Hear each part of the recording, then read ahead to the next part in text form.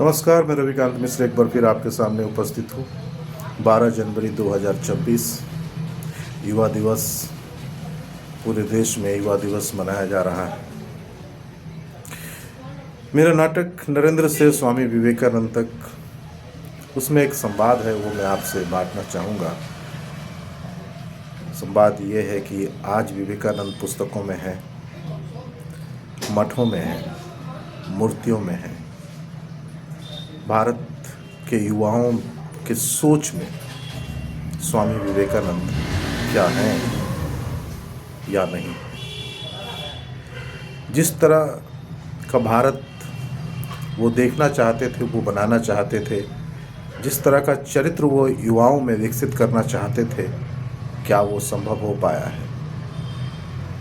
आज जो स्थिति है उसे देख करके तो ऐसा ही लगता है जैसे युवा भी बट गया है। कहीं वो स्वर्ण में, कहीं वो दलित में, कहीं किसी और रूप में। देश का युवा युवा होना चाहिए। हमें पुनः एक बार स्वामी विवेकानंद को पढ़ने की, जीने की और उस पर चिंतन करने की आवश्यकता है। स्वामी विवेकानंद फायर हैं, आग हैं। वो रूपांतरण का एक माध्यम है और वो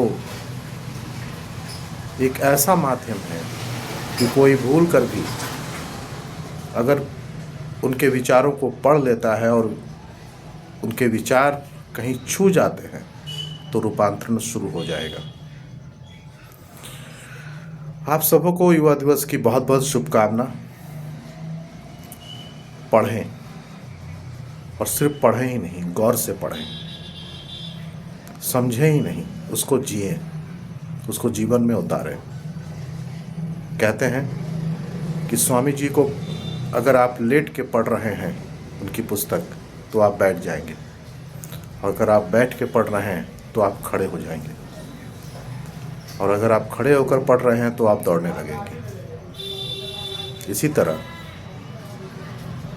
जिन्होंने स्वामी जी को पढ़ा है, सफलता उसके द्वार पर पहुंची है।